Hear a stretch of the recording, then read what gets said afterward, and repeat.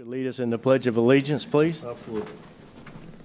I pledge allegiance to the flag of the United States of America and to the republic for which it stands, one nation, under God, indivisible, with liberty and justice for all.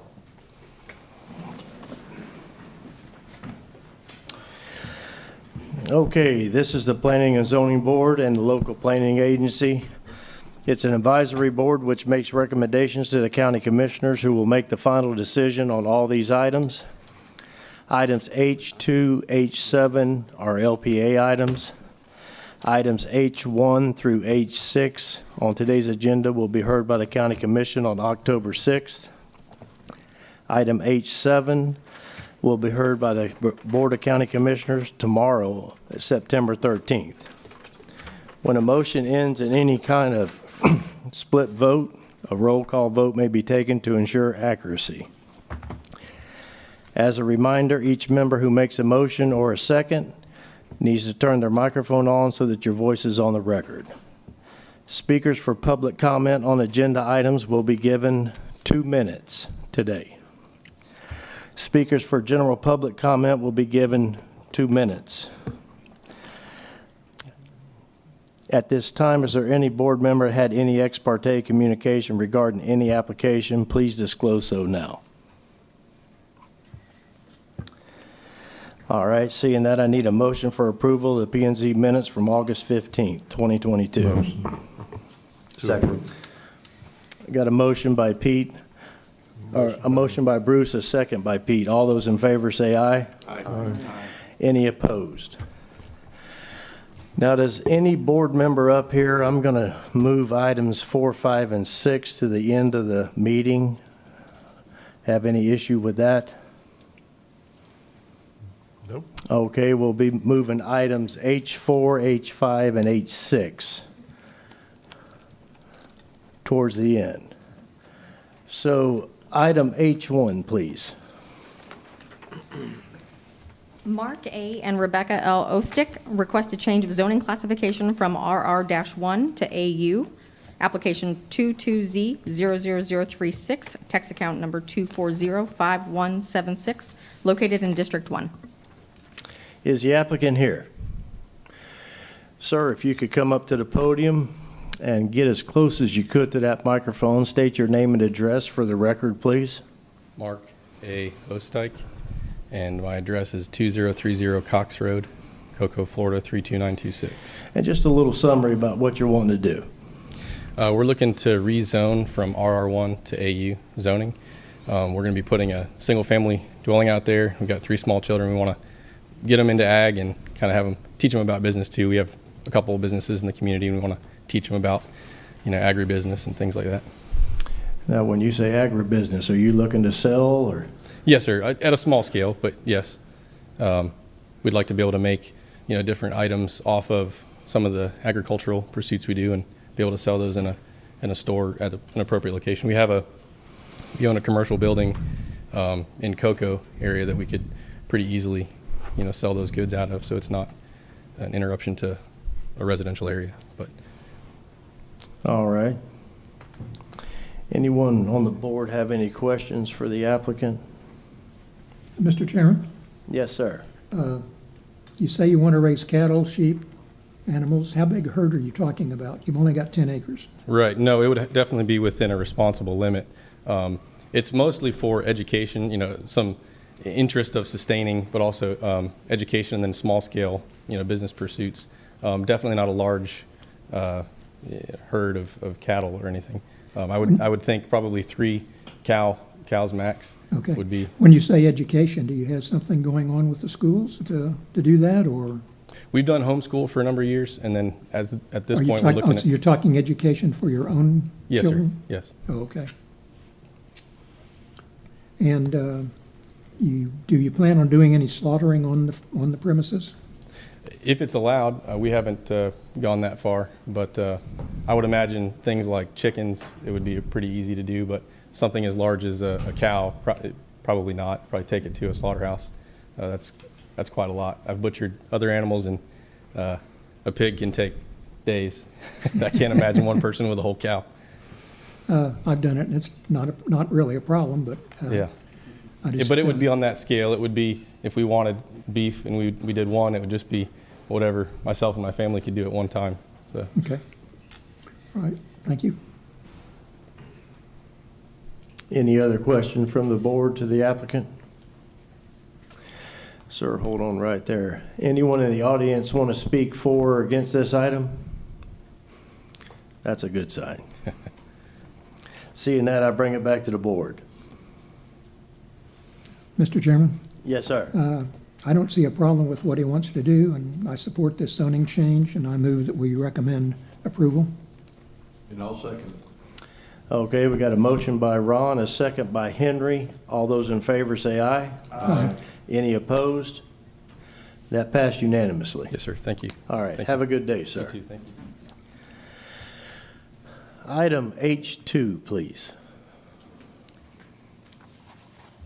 Items H2 and H3 are companion applications. I'll read both of them into the record, but they'll need separate decisions on them. CGR Holdings LLC requests a small-scale comprehensive plan amendment, 22S12, to change the future land use designation from NC and Res 4 to all CC. The PZ number is 22SS0009. It's tax account number 2400719, located in District 1. Item H3 is CGCR Holdings LLC requests a change of zoning classification from INL to BU2, 22Z00031 for tax account number 2400719, located in District 1. Is the applicant here? Ma'am, if you could state your name and address for the record, please. Hi, Kelly Hyvonen, Land Development Strategies, 355 Spoonbill Lane, Melbourne Beach, 32951. I'm here representing the owner. And actually, does this work? I'm not sure. There we go. Sure does. Okay, top, there we go. You just taught us something.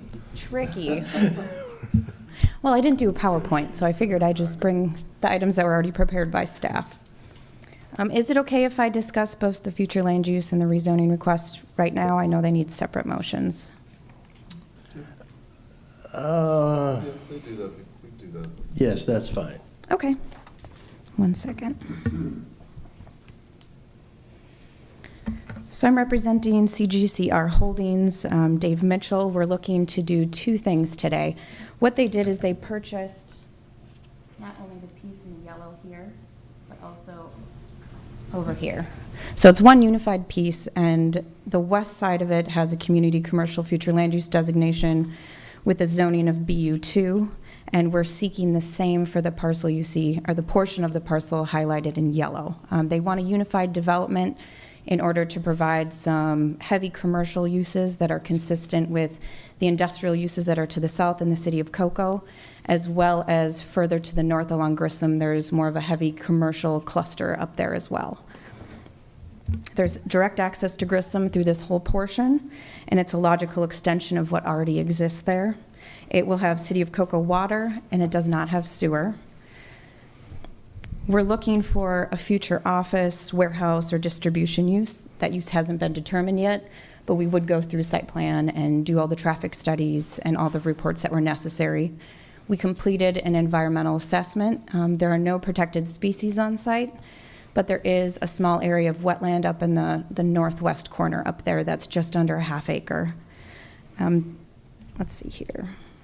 This is not encroaching on other pre-existing uses to the east. Although it does have a Res 4 future land use to the east, it's not really developable property at this point. It would need to be subdivided and platted and have rights of way to access these properties. So with that, I'm happy to take any questions or delve further into any other topics you wanted to discuss. All right. Ma'am, let me take this out to the audience real quick. Sure. Is there anyone in the audience would like to speak for or against this item? Sir, if you would, come on up. If you could just step aside, ma'am, let him say what he needs to say. And if you could state your name and address for the record? Terrence Mulroney, 1649 Pineapple Avenue, Melbourne, Florida. Okay. Where this property is located, I have a little over 8.5 acres on the same road in the same area. One is under my company's name, WCS, and the other one's under me, Terrence Mulroney. I like the idea of the rezoning. It would benefit me and my property as well as theirs. And that's all I have to say. Nice, short Thank you. and sweet. Thank you, You're sir. welcome. Ma'am, if you could come back up. Well, that's good news. That doesn't happen very often, does it? Okay. Okay, seeing that and hearing that, I bring it back to the board. Any questions for the applicant? I just had one, if you don't mind humoring me. Usually on commercial, we get a conceptual site plan sometimes. I know you didn't provide one, but do you know what they're planning on doing? No, they want to keep it open for options. Because this corridor has, Amazon distribution to the south there, they were thinking something along the lines of either office or some type of warehousing or possibly distribution themselves. We understand that the traffic volumes are nearing capacity on Grissom, so we're keeping that in mind, but we don't have a conceptual site plan at this time. Okay. The area seems to be getting some attraction because there's 2 projects going on in that commercial subdivision or industrial subdivision to the south, so Correct. it seems like there's a lot of action going on. So. Right, and everyone's having to aggregate these, there's a reason these properties haven't been developed before, and Right. it's kind of what's left now, so Yep. they're trying to aggregate them and have things make sense. Okay, thank you. You're welcome. Mr. Chairman, Mr. Ron, yes, sir. there is warehousing to the south, so we'll be extending this warehousing area into a residential area or potential residential area. That's a concern. However, because there's no infrastructure in that residential area, it's going to be very difficult to develop that with those large lots. And then another item that I'd like to remind everybody about is all the recent residential developments that we have approved have all been small lots. And I just believe that the east side of Grissom is really going to be a commercial area. So I move that we recommend approval of this land use change. I'll second that. Okay, on item H2, On Ron item with a H2. motion, Yes. Bruce with a second. All those in favor say aye. Aye. Any opposed? Item H2 passed unanimously. Thank you. And then on item H3, I move that we recommend approval of this zoning change. Second. On item H3, we got a motion by Ron, a second by Bruce. All those in favor say aye. Aye. Any opposed? Those 2 pass unanimously. Thank you. Have a nice day. Thank you. Okay, item H7. Thank you, Mr. Chair. Item H7 is a review and recommendation for proposed amendments to Section 62-1844 Brevard County Code Ordinances regarding the criteria for tiny homes and tiny homes on wheels. So back in August of 2022, the board directed staff legislative intent and permission to advertise code changes to this section, and what it does is it provides for more flexibility to allow for tiny homes. Based on recent discussions with developers, there was a request to increase the size of a tiny home. Traditionally, I should say the code capped the square footage of that, and so now we're increasing the square footage up to 750 square feet and removing some of the other restrictions in Tier 3 zoning. And what it also does is it removes the requirement for a property owner to get approval from adjacent property owners, a letter of support to put a tiny home in there. So those are the majority of the proposed changes. I'll be happy to answer any questions that you might have. Before I forget, this did go to BCAC last week and recommended there was a unanimous recommendation of approval. Thank you. Mr. Chairman, I got one. Yes, sir. Jeff, have they put a size on the lots that they're going to allow the smaller mini homes on? No, there is no changes to that requirement. They're still allowed in Tier 3, and Tier 3 is a mobile home park. Right. You know, staff saw that as a good transition from a mobile home park to a tiny home. So, and the other, you know, the GU, the AU, there is no change in the size requirement for the lot size for that. So theoretically, could you put one of these on 5 acres? Sure, you could. Good. As long as it met the zoning district classification. That's it. But would you still need to get approval from surrounding landowners? I don't know about on 5 acres. Not if this passes. Yes, so the only time that you would not need to get approval is if you were in a Tier 3 zone. Correct. Okay. Yes, sir. How is staff going to handle this with the change to the ordinance or the under affordable housing? This is considered affordable housing, is that correct? This has nothing to do with affordable housing. Affordable housing, if they meet the criteria under, you know, the state statutes, then, you know, that's a whole different criteria. This is a zoning code and a use, what's allowed in the zoning district. Okay, but in this ordinance, it specifically states affordable housing, Well, that's one of the reasons why we're doing it. okay? I understand that, but if you do that, if you put that in this ordinance and you call it affordable housing, and affordable housing could be placed in any residential, commercial, or industrial area, then how would you handle the part that says you don't have to go out to the neighborhood and ask for permission? That would be only in Tier 3 zoning. Okay, but that's not, is that stipulated in this because they crossed out, they just crossed out the top part? Am I correct in that? Yeah, so you would still, like, if you want to put a tiny home in an AU zone property, you still would need to get approval from the adjacent property owners. So that would stay in place? Yes. Okay, all right, thank you. Mr. Chairman, Yes, sir. I watched the commission meeting when Mr. Tobia made his recommendations about this, and I agree with him. I think that these changes are needed. They could be able, it actually will allow creation of a subdivision of tiny homes, Right. is really what it will do. And we need, in our county, we need houses that are affordable.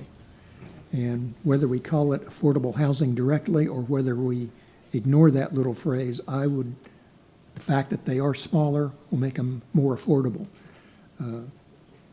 And I found it very interesting they were using a concept called land condominium to create the subdivision, because I was wondering how they were going to do that. So it's innovative, and it's the first. That's the guy that's doing it. He's the first one, so he's going to run into all the problems, and we're going to help him solve those problems, I guess. I move that we recommend approval of this ordinance. Mr. Chair, before you make a final determination, there's a correction that I need to make, because the staff report is incorrect. So, Ms. Hoppengardner, you are correct. That change was removed from the ordinance. So the way that it stands right now is that the requirement to get adjacent property owners' approval, that's been stricken out. So if I wanted to have a tiny home on an AU zone lot, I would not to get approval from my adjacent property owners or any other zoning district.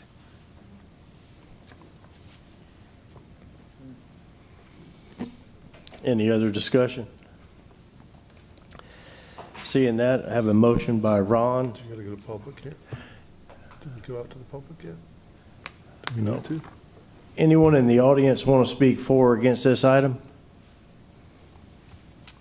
Okay, we have a motion by Ron and a second by John. Is that correct? All those in favor say aye. Aye. Any opposed? That motion passed unanimously. I've got one question again for Jeff. I never ask you questions, so. What is the definition of affordable housing?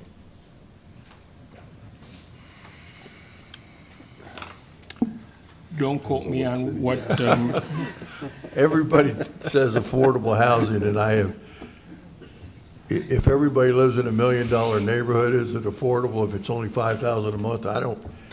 I'm just confused. I knew we'd have to have an attorney straighten us out. Says the definition varies from every municipality in the county. But I pulled that out of the code. Yeah. No one can seem to agree, but Yeah. so everyone picks their own definition. Is that my own personal copy? No. Mr. Manabu, what I'm going to do is I'm going to read you the Okay. definition out of our glossary, which is in our comprehensive plan.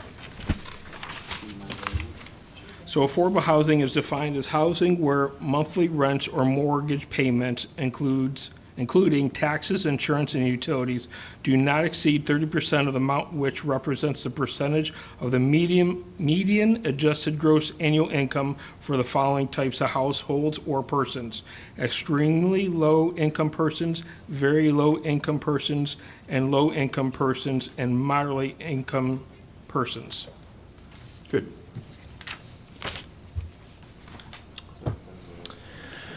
Okay, item H4.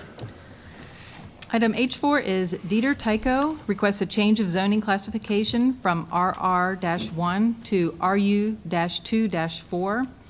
The application number is 22Z00039 for tax account number 2955625, and it's located in District 3.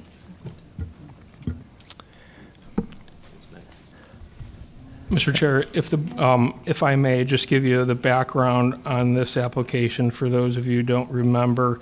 This application came to you last month, and it was a rezoning to BU1, I believe.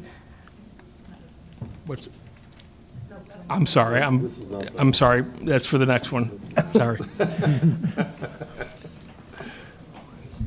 was all excited. I thought I was going to do the presentation for me. Good afternoon, Chairman Wadsworth, members of the Planning and Zoning Board. My name is Kim Rezanka. I'm with the law firm of Lacey Lyons Rezanka in the Rockledge office. I'm here on behalf of the contract purchaser, Heat Concept LLC, and the owner, I can never say his name properly, Tytko Dieter. I don't know if you've had the chance to see all of these. If not, I'm going to regurgitate them for you. These are all letters of opposition. We all have them. Well, there's about 110 pages, so I don't know if you have them all. Also here with me is Clayton Bennett, the engineer of record, and he can answer any technical questions, but again, we're not at site plan. This is just a simple rezoning. There are a number of rumors out there. That was very obvious when you start looking through all those letters. All those letters were pretty much the same thing, just sent to every commissioner and every one of you, and they all said pretty much the same thing, but we'll get to that. The first rumor is there's going to be 10 units. No, it's 1 acre. The most will get us 4. It might be 3. Not sure yet, but the most is 4. It's an RU-2-4 zoning that could at most have 4 units. It's currently RR1. That was administratively changed in 1998. Contract purchaser didn't even own it at the time. Most importantly, if the county commission wanted to change it to only 1 unit to the acre, they'd have changed the future land use at the same time. That was never done. So 10 units, no, 4 units max. I presume that's come about because you have Sterling House condominiums to the north, which are 37 condominiums, RU-210, and then you also have Gull House to the south with 11 units, also RU-210. We're not seeking RU-210, RU-24. This is consistent with the future land use of residential 4. It's also consistent with condos. This will be a condominium, but likely townhome type villas. So it's not going to be stacked on top of each other. As you can tell from the maps in your packet, there's quite a bit of multifamily on the east side of A1A. Someone said, oh, it's not, it's all single family. Most on the south side of A1A is multifamily. The sale price of these villas will be in the millions. So this will actually enhance the condos that current market value in Gull House and Sterling House are anywhere from $325 to $699. So this will increase the value substantially by the sale of these units. These are going to be very large units, probably 3,500 to 4,000 square feet. The other rumor is this is in the coastal high hazard area. Well, if you look at your map, it's not. So that's another rumor that's out there.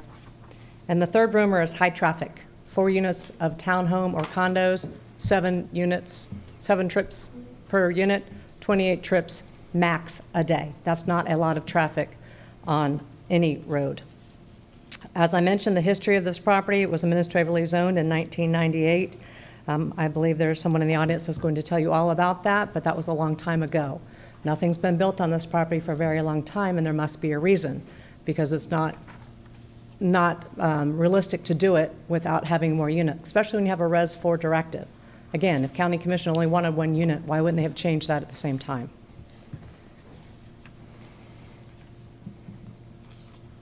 The other statement made repeatedly throughout these emails is that this would violate the coastal management element of a comprehensive plan, and that's simply not true. That does say that Brevard County shall not increase residential density designations, but you have to look at what that means, and you look at the glossary of the comprehensive plan. And the glossary of the comprehensive plan defines residential land use designation as designations that stipulate varying density allowances. So we're not changing the future land use of Res 4, we're only asking to change the zoning. This was also repeated by the planning director, Tad Calkins, in one of the email responses to a Mr. Mark Shantis, who is president of the Barrier Island Preservation and Protection Association, which I couldn't find much on that. I couldn't find a website. They're a 501c3, but yet they don't have any reporting documents because they don't make enough money. So in response to Mr. Shantis's complaints about this rezoning, Mr. Calkins states, the current application is requesting to change the zoning classification from RR1 to RU24. It is not increasing the future land use residential designation of Res 4. It's beyond staff's administrative authority to reject the application since the application does not specifically increase the residential density designation. So it is not in violation of the coastal management element. Regarding the neighbors' concerns, traffic, again, not a lot of traffic going to be coming off these 3 or 4 unit condos. Resources, I'm not really sure what resources they're referencing. Infrastructure, not sure what they're referencing. We have confirmed with Department of Health that we can indeed do septic tanks here. They don't prevent it. They have to be the high nutrient reduction ones, as you're all aware, because it's in the overlay zone. Also, we'll have to have well water or find some way to bring water, and Mr. Bennett has been looking into that. I'm not that familiar with how the water would be addressed. There were several residents in Gull House that were worried about their view. I'm not sure that that's a rezoning issue. In fact, I know it's not. There was a long letter from a Miss Jennifer Ogben, who is also a Gull House resident. She states she's worried about breezeway, height, setbacks, increase in density, floodplain, land clearing, septic tanks, tree preservation, gopher turtles, climate change, and block views. Again, the only one that is of any relation to this zoning matter is increasing residential density. All the others are site plan issues except climate change, and I'm not sure that we can address that other than through the coastal high hazard and flood zones, which will all be addressed during site plan, will be engineered to meet the county codes and Right. St. John's, FDEP, whatever's required. So this is not site plan, all those issues, and many of those were repeated in these emails of objection. Again, we're not increasing the residential density designation, we're changing the zoning classification. There was another concern about sea turtles. Again, those are performance standards about lighting and things like that. Those are all things that the owner, developer will have to comply with. It's not a zoning issue. There was also a reference to creep, that they were concerned that if you change the zoning, it's going to creep up and down the barrier island. Again, it's in between two condos. It's not creeping anywhere. It's stuck in this one little acre, so it's not going to change anything. It's a Res 4, so it makes sense to have 4 units there when you have condos on each side. It's consistent and compatible with what's there. It's consistent and compatible with the comprehensive plan, and I would ask that you approve the rezoning request from RR1 to RU24, and if you have any questions, I'm here to answer them, as is Mr. Bennett. Thank you. Okay, hearing that, I bring it back to the board. Any questions for Ms. Rezanka? Yes, Mr. Chairman. You kind of glossed over the water and sewer issue. Can you repeat the water and sewer availability? Because I think that's where the issue is going to lie based on what the requirements are.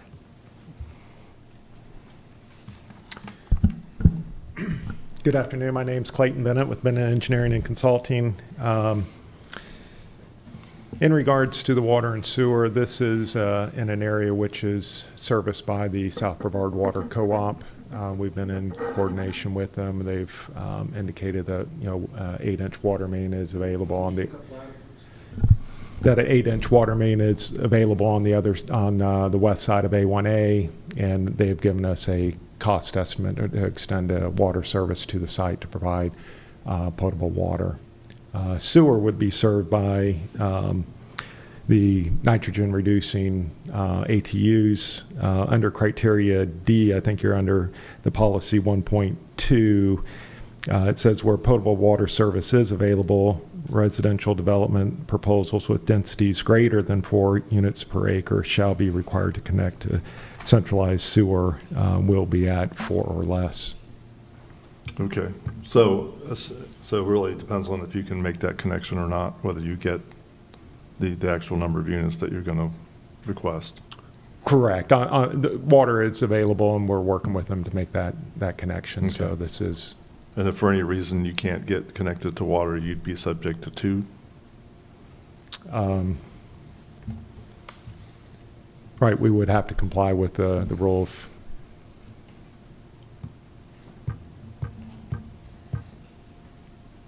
Mr. Chairman, on the sewer issue, are you going to be having multiple septic tanks and drain fields, or are you going to have a common? Again, we'll address that during the site design, but likely it could be designed either way. It could either be one central system, or it could be divided into 3 or 4 smaller systems. Would it be preferable from an engineering point of view to have a single one? I'm sorry, what, preferable for which option? For a single, large tank and large field? Is there any reason to have one over the other? There's going to be an association. So, I mean, we could either put the association over the one system, or we can have with common maintenance, or it could be done individually. I think that's a decision that would need to be made down the road. Okay. Yeah, from an engineering standpoint, either option would be permissible. Okay. Thank you. Mr. Chairman? Yes. Have you entertained a business development plan for these thresholds, such as if the water is not applicable or unavailable, or if, siting requirements be due to wetlands or flood zones or FEMA flood zones or other elements would preclude the site plan? Are you willing to put a development plan in that says that this zoning will go back to an R2 or an R1?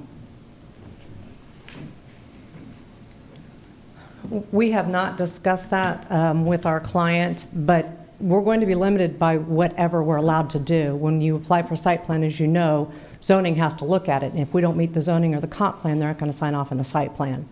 So at this point, we believe we can have water and sewer and could have 3 or 4 units. It's going to be up to the size of the units as to whether the developer wants 3 or 4. We would consider it. I don't have authority to accept it at this point, but I believe that's all going to work out. They're not going to let us build something we can't meet the criteria under the zoning code, under the LDD 90, is that what it's called? LDD 99? Correct. I'm just looking at the FEMA flood zone map where over 50% is not where you can put a drain field. Yes, sir. And I don't know what kind of drain field you use on some of these septic. I know there are some that don't have much of a drain field because they're so high end. Mm-hmm.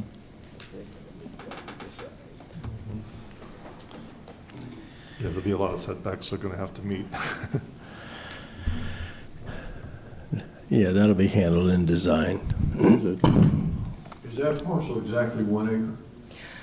It is exactly 1 acre. That's what the contract says. The title company has been looking at the FDOT right-of-way. That's been an issue. That's why it may be 3 units, maybe 4 units. We're not sure. FDOT can't tell us. The title company can't tell us. But whatever we do when we come in for site plan, we're going to have to certify that they own 1 acre and it's not subject to a right-of-way. At this point, to be quite transparent, we don't know because 3 months into this, the title company can't tell us.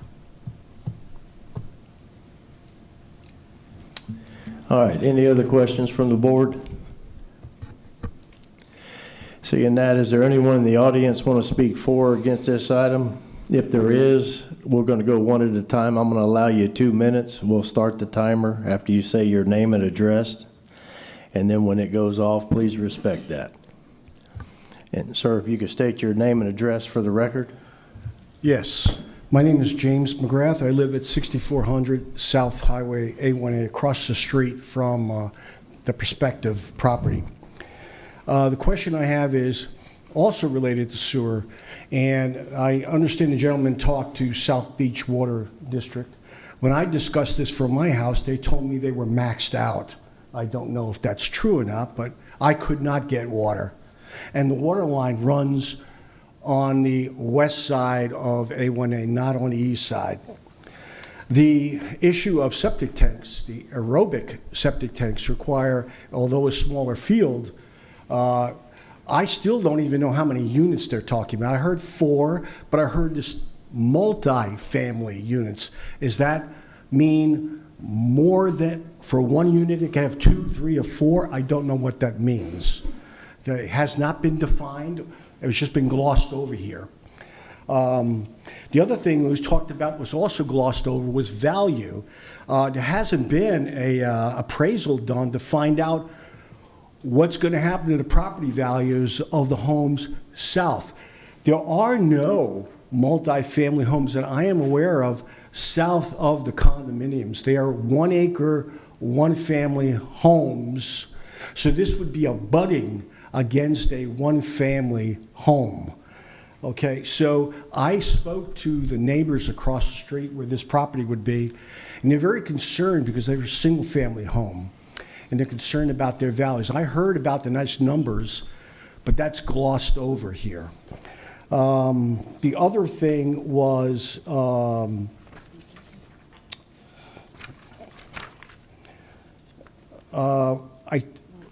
the major issue is how many families are there going to be in this property? 4, 7? I would really like to know what that number is.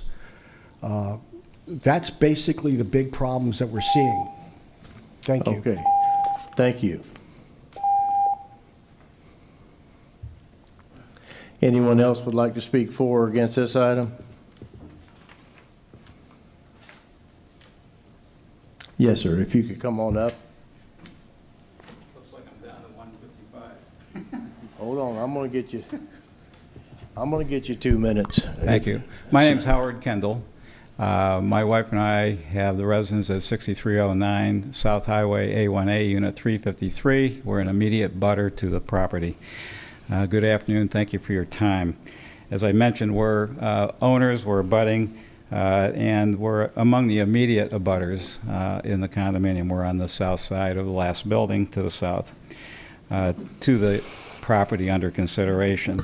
We, as many owners at Sterling House, purchased our homes over the years at above market value with the understanding that this vacant lot is zoned for single-family home, RR-1 in the terminology. A new lot owner wants this to be changed to 2-4 with, as you've heard, 2 to 4 units. If approved by the Planning and Zoning Board, this will certainly negatively affect the economic value of the Sterling House residences and will negatively impact our lives. First, the level of noise, contrary to what you've heard, will certainly be increased, certainly as compared to one house. The level of pollution from automobiles will be increased over that from one house. And secondly, depending on the type of septic system installed, the air pollution certainly could be increased versus one house. Importantly to some of us, at least 5 or 6 condos, the southeast views enjoyed from our residents will be substantially diminished and potentially eliminated. That, I can assure you, will substantially reduce the value of those condominiums.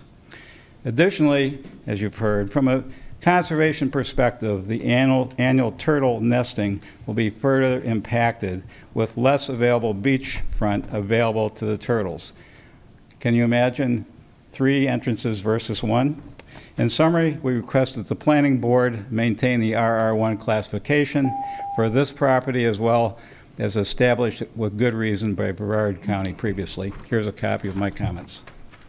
We can't take that, can we? Sir, you can hand that to them there. Anyone else would like to speak for or against this item? Yes, sir. Come on up. If you would, state your name and address for the record.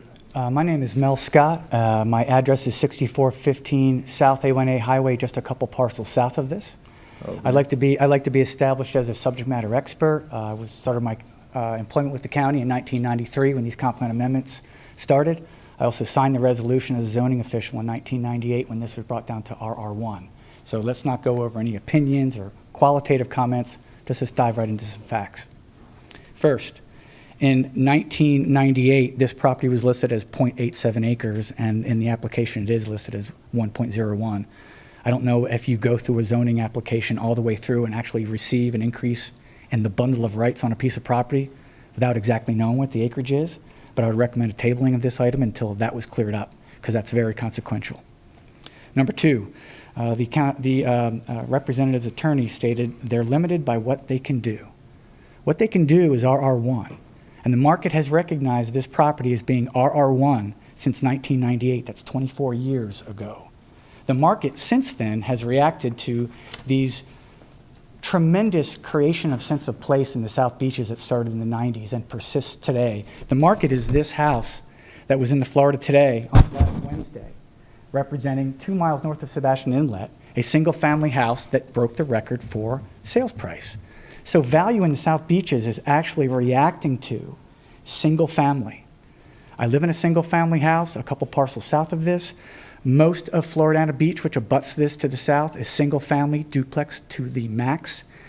The Sterling House and the Gull House were the poster children of reducing density in the 90s because we were going to go condo and multifamily all the way down to the inlet. The amendments in the comp plan prevented that. It's not about traffic, in my opinion. The 5-year gap is what it is. Compatibility, you're not obligated under the law to grant maximum density permitted conceptually by the comprehensive plan.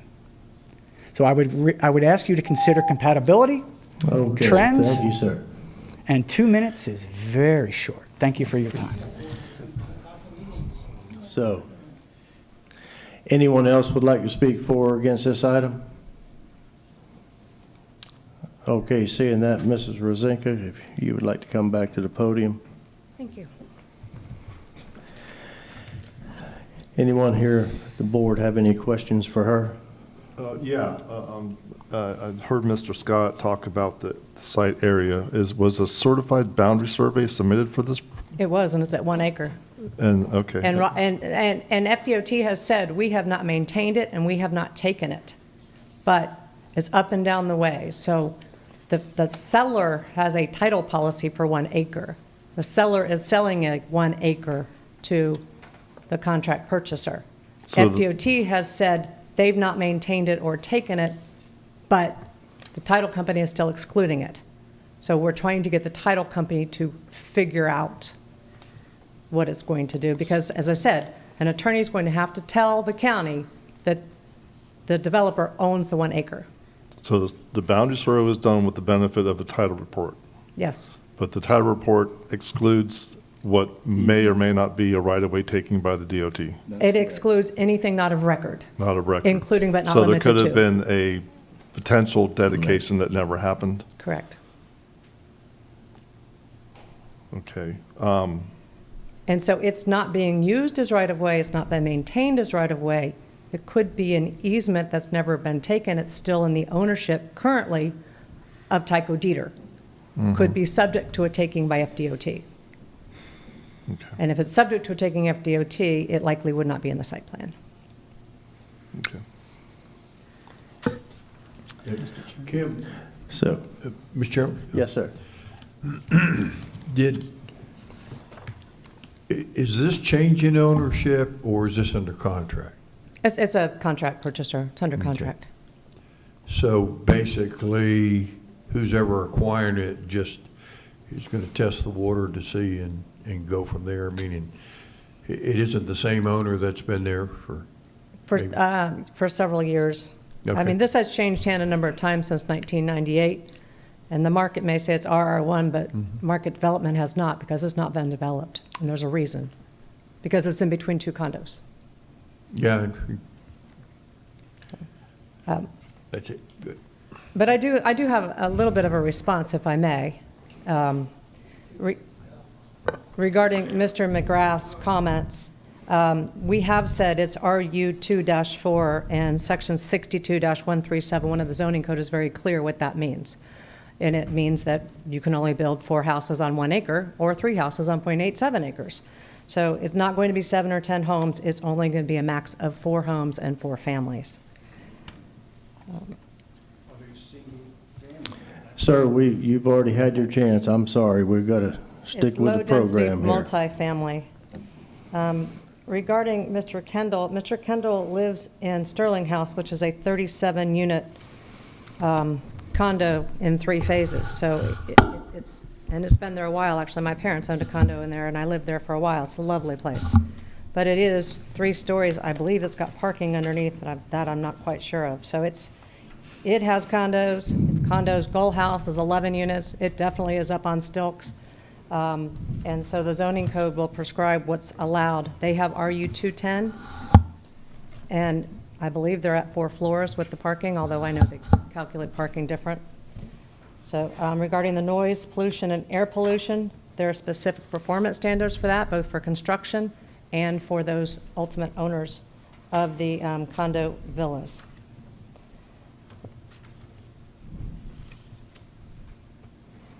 Regarding Mr. Scott's comments, Mr. Scott didn't go into as much detail, and obviously with 2 minutes, he didn't have that much time. But we don't know why they didn't change the future land use. Why would they change thus the zoning? And I suspect it's because of the condos on each side.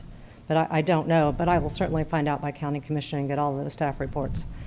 So again, the owner is selling 1 acre. The survey has been done at 1 acre. That's what's been submitted as 1 acre, because that's what the surveyor has stated. And yes, you're not obligated to permit, but it is certainly consistent and compatible with condominiums on both sides at RU210. RU24 is actually less dense. And with that, I would request that you approve the rezoning to RU24, and obviously, we have time to answer questions. Mr. John, I think you had a question. And Mr. Rezanka, do you happen to know what the anticipated height of the buildings will be? The anticipated Height of this new proposed, do you know? Up to 35 feet. so just within the limits, and the ones next door that are existing, are they the 35? I believe there are 3 floors over parking, which is allowable with the way they calculate height. So that's over 35. Right, but it could, I don't know if they're doing over parking. I haven't seen any designs for this. Do you know? Yeah, we don't know. Well, we just want to focus on the zoning change. Any other questions for Ms. Rezanka? Yeah, I have one question. And I don't know when those condos were built. Because I know the coastal control line, construction control line has been moved. I think it was established, I think there was an 88 line, and now there's the new line that I think is west of A1A. So I think this would be subject to a lot more requirements for setbacks than those existing buildings would have been to the north and south. And I say that only because there was a question about views, but I think that the setback would be increased, so the view probably won't be an issue when you have to meet the state's requirements, in addition to the county's coastal setback. And those lines are on the survey. Okay.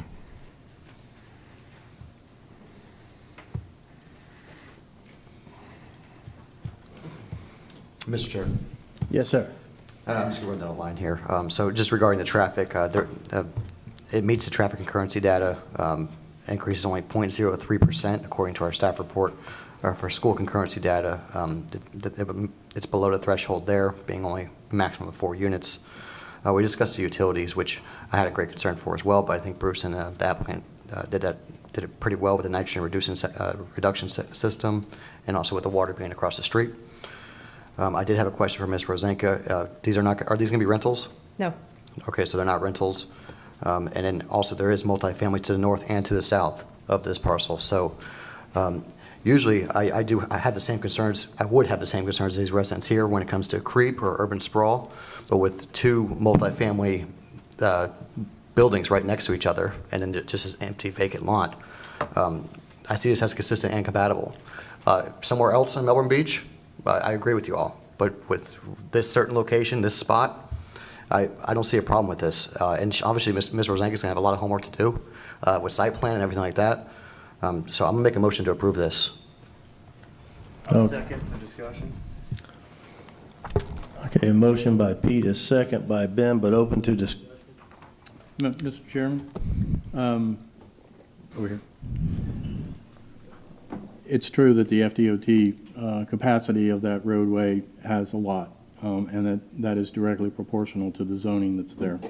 Many of you know that I do search it. Many of you know that I've done search and rescue for FEMA, and particularly on barrier islands, whether it be Hurricane Harvey in Houston or Hurricane Michael in Panama City or Hurricane Florence in South Carolina. The barrier islands are particularly vulnerable to evacuation, and increased density is directly proportional to how many people get out. So it does sound like creep to me. I'm looking at Wabasso as one exit area for the south part of Brevard and the other one up at Melbourne.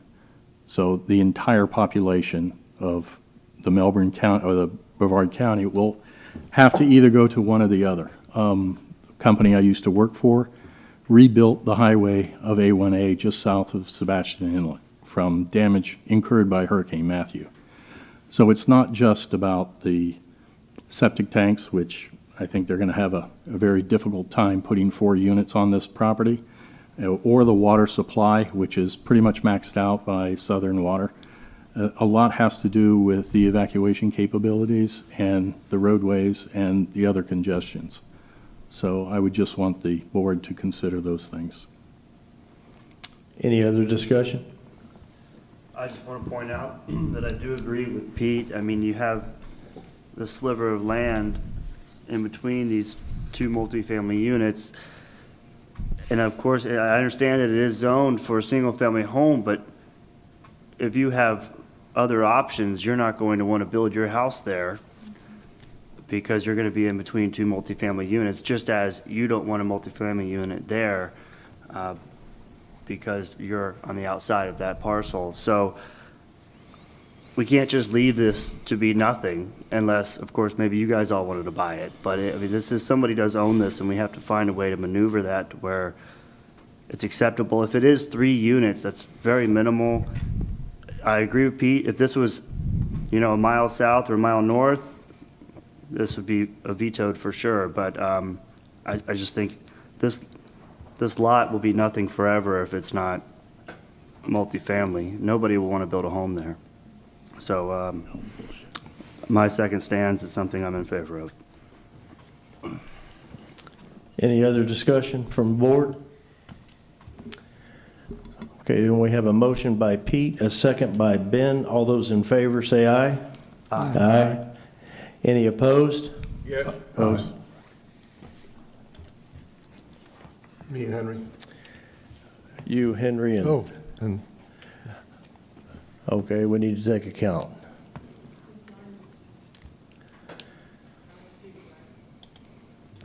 Henry and Bruce? Yes. What are the nays? So it passes. So 1, 2. So that motion still passed. Item H5. Item H5 is Wayne Frank Crisafulli and Sonja Anette Crisafulli Living Trust requests a change of zoning classification from AU to RR1. The application number is 22Z00038 for tax account number 2316453 in District 2. Mr. Chair, just to update you, the North Merritt Island Dependence District heard this request and unanimously recommended approval. Okay, is the applicant here?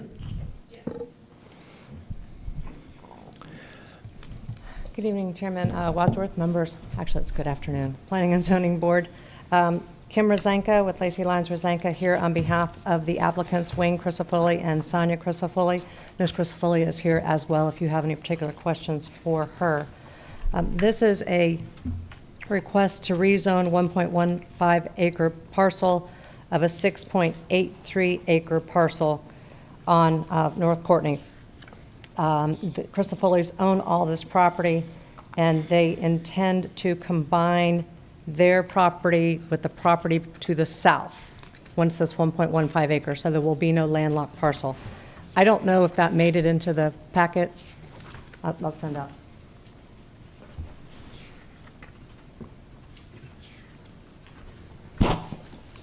Mr. Chair, that item should be in your packet. Okay. Second survey, it's not the survey of the 1.5 acres. This is what I handed out at Rockledge Drive. This sketch of the description? Yeah. It's here. We've got it. Okay. The North Merritt Island Special Defendant District Board didn't have it, so I wanted to make sure that you did. Again, this is just changing a 1.15 acre to RR1 from AU. The area has a mix of uses, and this is just to allow the Crisafulli's daughter to build one single-family home on the property. If you look in the area, you have a manufactured home and a church immediately to the east. You have a 1.5 acre to the south. You have 1.5 acres, 0.65, 0.3, all single family going further to the east. And then you have the Colony Park manufactured homes to the north above the school board property, and those are about 0.3 acres. So it's a mixed use, mixed sizes of lots, but single-family home is prevalent in this area, as well as there's some businesses in the area and churches. This is consistent with the mixed use. It's consistent with the single-family use. And again, we're not leaving a landlocked property shown by that second survey, show that they are serious about, if this is rezoned, that they will combine the property, so there is no landlocked parcel left behind. And with that, I would ask that you approve the rezoning request from AU to RR1 on this 1.15 acre of property. Okay, any questions for Ms. Rezanka from the board? Yeah, I'm not sure I understand the request based on the information that I have. So the survey is for a portion. There should be a survey in your packet for the 1 acre, which is over here. So we're only rezoning The 1 acre. 1.15 acre. That's What that I piece. handed you is showing that the remainder of, that this parcel down here is going to be combined, so it's not landlocked. Okay, I see. That's, I know, it's, So we're only looking at this small piece The on small the piece. northwest piece. yes. Let me help, Bruce. Thanks, Ms. Henry. How long have they've had that, what, 30 or 40 years? It's Ma'am, if you could state your name and address for the record. Sonja Crisafulli, and I'm at 6270 North Courtney Parkway, Merritt Island, Florida. And actually, Wayne's family has owned this property since 1947, and we live in the family homestead there, which is on 2.2 acres. That's part of that parcel as well, so our home's there. Shelley just wants to build on the 1 acre adjacent to us, and then the back portion, the 6.84, is also owned by Wayne and I in the tax records. So basically, we'll still have a pretty large portion of land that is going to stay agricultural. It's just Shelley just wants to build a 1 acre, house right adjacent to our house. I was off on the number of years you all have gone. Yeah. What, 75 now? Something like that. Thank you. I see it now. I just wanted to make sure, this threw me off. I just wanted to make sure we weren't creating some nonconformities, so, no, we're good. How are you gonna let that happen? Okay. Okay, Ms. Kim, hold on here. Seeing that, I take it out to the audience. Would anyone like to speak for or against that item? That's good news. Come on back up, Ms. Rezanka. Any other questions from the board?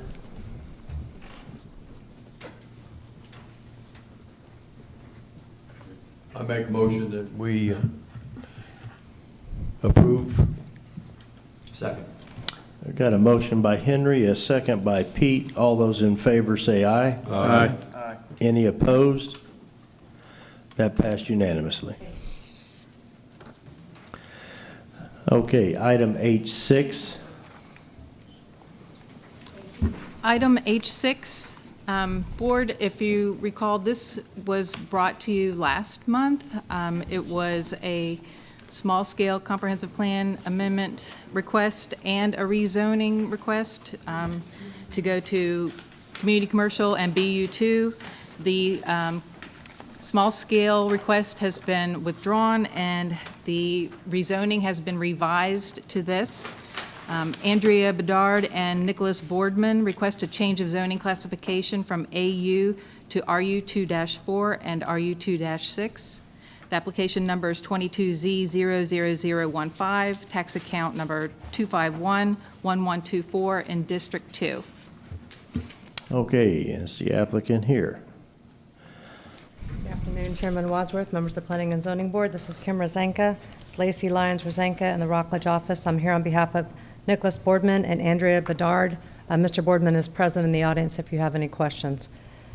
This came before you on July 18th of 2022. Mr. Boardman also owns the Bonsai Lodging Motel on US 1, and he had hoped when he came to you on July 18th to expand that. There was quite a bit of support, adverse reaction to the neighborhood, so he has come back to change, pulled the future land use request, and has changed the zoning request to taper down from the, I believe it's TR1, to taper from the Bonsai Motel to the east with 0.67 acres requested on the NC future land use of RU2-6, and then 0.34 acre portion going still further to the east, also on the NC future land use, and would change that to RU2-6. Currently, that smaller portion, that 0.34 acre, has a home which they intend to keep, and then pretty much what would be developed is the RU2-6 portion at this point. So that would allow him to possibly have 5 units on the 1 acre versus he was seeking 10 to 12 units of the expansion of the Bonsai Lodging Motel. Again, so at most there would be five units on this property. And if you have any particular questions, we believe this is consistent and compatible with obviously the future land use and with what's there in the neighborhood, going from a motel to more intense to one house, and then to the EU single-family homes that are in the Res 4 zoning further to the east and along Rockledge Drive, which I thought it was River Road, but Rockledge Drive. So we have listened to the neighbors and have come back with a different proposal for your consideration. And with that, we're here to answer questions. No, I think, I appreciate the revised request, and from lack of audience members, I think they appreciate it too as well. So I think this is a much better, more compatible transition between the two zonings, so I appreciate the request much more than the first one. Agreed. I don't know if there's been any more opposition. I don't know. I didn't receive any, so I don't. There was one that was. Yeah, we have Okay. one. I was handed many things when I got in. I thought they were all for number 4. In fact, I'm going to take it out to the audience. Does anyone want to speak for or against this item?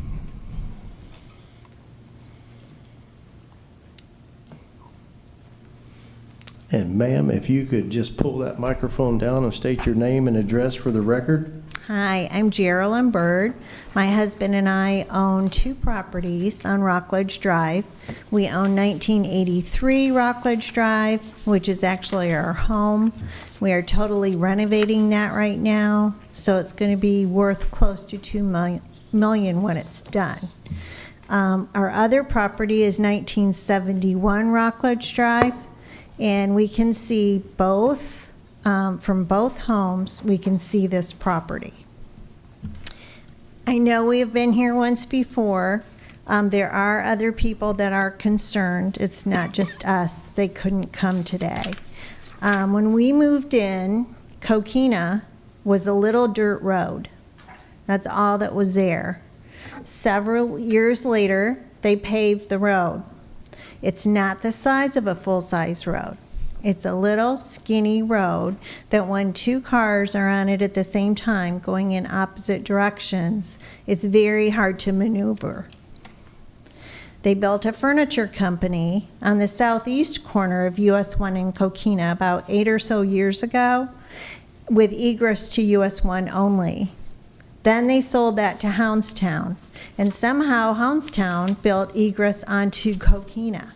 I don't know how they got that. So now where we had maybe 2 cars max trying to cross the light at US 1, Barnes, and Coquina, we can have up to 5 now and a bicycle rider. So we are concerned that with adding these homes, you're now talking about more cars, more people coming in, trying to traverse on Coquina. I think that's going to pose a problem. The other reason I'm concerned is Rockledge Drive is a historic road. It's designated a historic road. We're all residential, we're all single-family homes, except for some grandfathered in duplexes that are still there. So I want to keep it that way. I know he does want to make some money off of this property. I'm not in favor of this, and I'm still suggesting if you want to make money, sell it. Somebody will buy it and place a home, 1 home on that property. Thank you. Okay, thank you, ma'am. Anybody else in the audience would like to speak for or against this item? Ms. Rezanka, if you could come back up, and seeing that, I bring it back to the board. Any questions? Yes, sir. Mr. John. Yeah, Mr. Rezanka, could you clarify for me what the difference is between the proposal that they made 2 months ago and the proposal today, as far as the impact on Coquina, also the access into this site by whoever will live there? What's the difference? The difference is, I believe at the time he was looking to put how many units?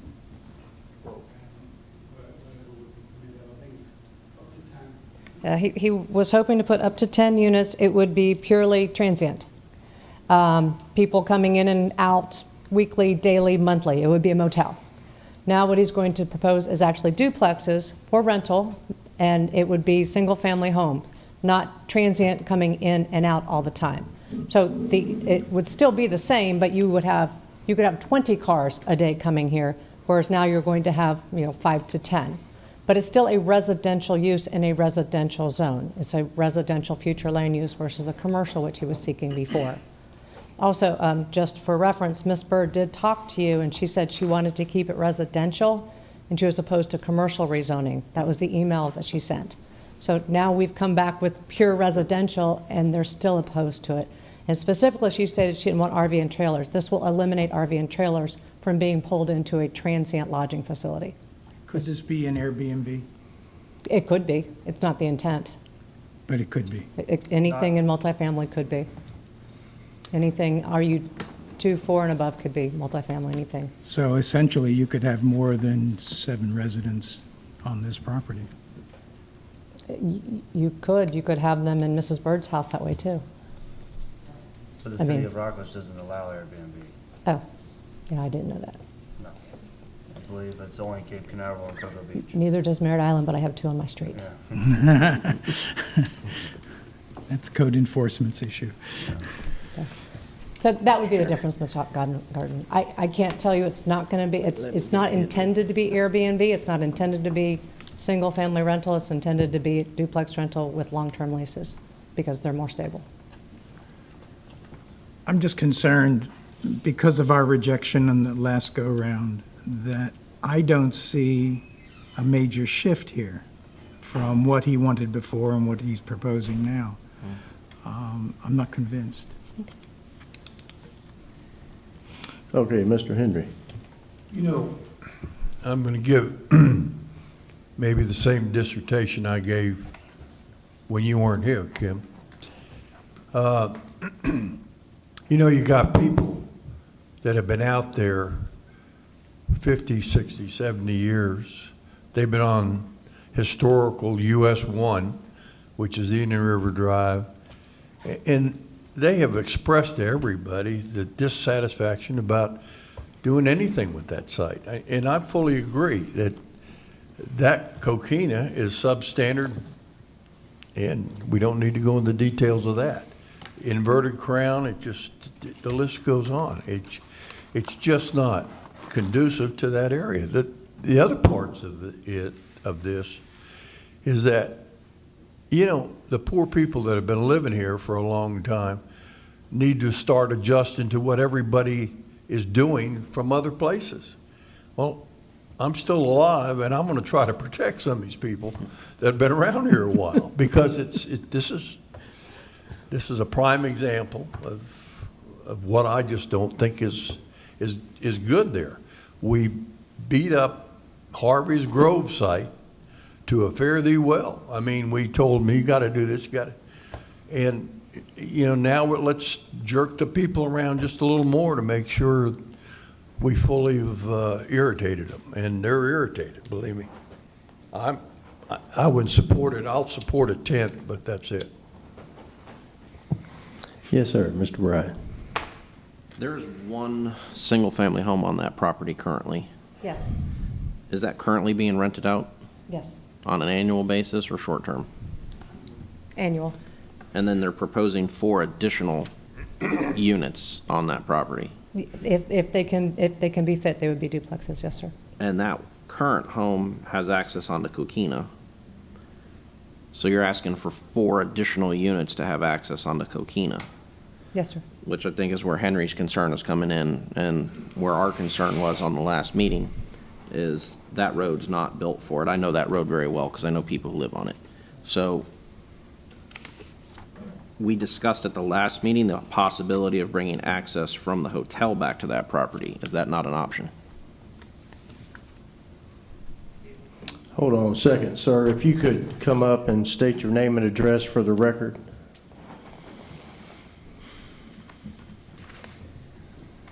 Hi, Nick Boardman, and 26 Park Avenue. Thank you. Could you repeat the question, sir, again, please? Instead of having the new single-family units or duplexes or whatever you're doing, is there not the ability to get access from the motel to that site instead of bringing that access from Coquina? From the initial research I've done, the cost would be very prohibitive to build a road all the way around the back. I would have to obviously contact my new neighbour on the north, and I didn't investigate that to get a final cost. Just to sort of recap on what we said, though, I'm as you guys know, there's a. Could you get closer to the microphone? You can just lift it up if you need to. As you folks know, there's a dire need for, I won't say affordable because it's not affordable, but it's just a need for rental properties in Brevard County. And we listened to the comments and understandings of the neighbors, and therefore we downgraded, like Kim has said, and we literally just want to build 2 duplexes on the western portion of the land, and that would be just literally a handful of cars per day. And obviously it would provide a need for the community of smaller housing that's, you know, within their budget. So thank you.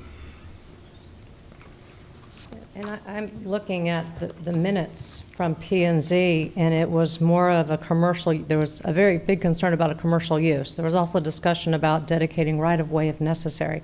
I don't know that it's necessary or that would be accepted. I do not know much about Coquina Road myself. I've driven down there. But again, if this is intended to be, you know, not short-term rental, no. No, it's not short-term, long-term. Right. So we could do a BDP, such as we did with Ms. Zonka's district when she had that similar concern about short-term rentals in a neighborhood. And so there is indeed a need for housing, and I thank you for bringing that up. And that's also in your comp plan to try to have diverse housing opportunities because it's necessary. So when I look at the minutes, it was more of an encroachment of commercial into a residential, and this is residential and residential. Yeah, I have to agree. You know, when they came and asked for that, we beat them up pretty good about really not wanting commercial to go up against single family. And so I mean, this is a classic transitional zoning request. And knowing the county as well as I know them with all the work that we do with them, anything that's substandard with Coquina Road will be required to be upgraded. Since this is multifamily in a site plan, they'll have to dedicate right away if it's substandard, and they'll have to widen the roadway if it's substandard. So I don't share those concerns. I think this is a reasonable request, and I'm going to make a recommendation to approve it. Second. Okay, we have a motion by Bruce, a second by Ben. All those in favor say aye. Aye. Any opposed? Yes. No. Yes. 3. So, Mr. Henry? Yes. Can we do a roll call? Nay. Henry, Pete, John, and Robert. And Brian. And Brian. So 5. Is that 6-5? Correct. That motion passed, Kim. Ooh, I'm an objection. I object. I'm not for it. Yes, we got you down. You've got Robert over there. He objected? I'm a nay. It's 11. Can you take a roll call vote? Yeah, I think that's true. Just go down the Okay. line, if you could, please, thanks. Before we do that, how many voting members do we have? Not alternates, but actual members. 11. There's no alternate members here, so all of you can vote. Well, I thought there were only 7. I believe Lorraine's an alternate. I thought we were 7 members and then plus the alternate. No. 11. Okay, so Lorraine is not able to vote. She has, her district members are here, so she's not able to vote. That's probably the Okay. same for me. I'm right? sorry? No, my vote would count as well, right? For, yeah. Logan is an alternate. Could we just have like maybe a 2 or 3 minute recess, just so we can Yes. get that straight on that? Thank you, appreciate it. Let's do a roll call. Yeah. It's too easy to do roll calls.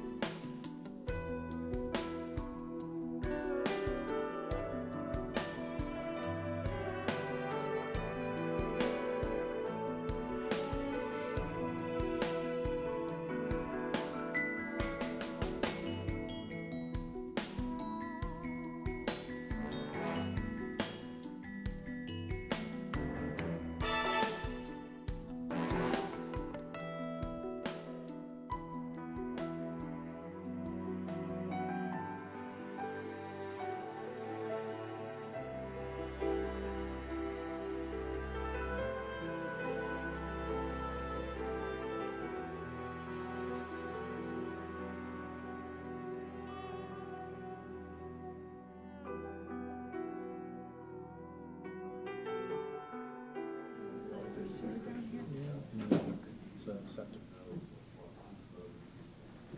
The nitrogen reducing septic is great, looks great on paper. Yeah, well, it said 65% when you first put it in. So- They should know too, so. Here's this one, Jay.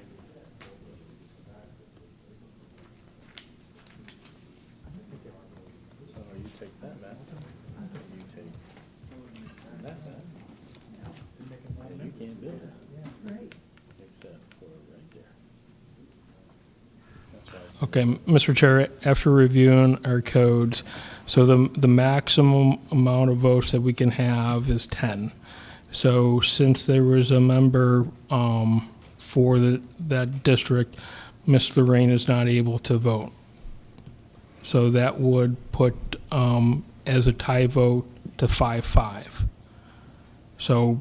Then it doesn't pass. So it's a. Can we still do the roll call vote anyway? We can do that. And does this affect any of the other votes that we took?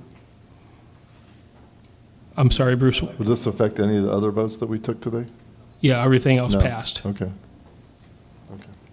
So if you want to do a roll call, that's fine. Yeah, somebody might change the vote, you never know. All right, well, let's do a roll call. Mr. Logan, could you start us off over there? Yay. Ron? Aye. Chuck? Ron? Nay. Hold on, Lorraine? She can't vote. She can't vote. Getting it on record. Brian? Nay. Nay. Aye. Aye. Aye. Nay. Nay.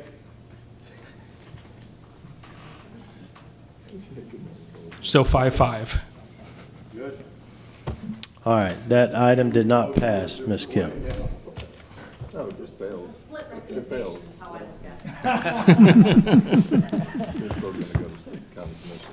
Thank you. All right, seeing that, meeting adjourned. The opinions expressed by any member of the public during any period of public comment do not necessarily reflect the views or opinions of the Board of County Commissioners of Brevard County, Florida, Space Coast Government Television, or the program sponsor, and are solely those of the presenter. The Board of County Commissioners of Brevard County, Florida, Space Coast Government Television, and the program sponsor hereby expressly disclaim any and all responsibility or liability for any defamatory or slanderous statements expressed by any member of the public during any such period.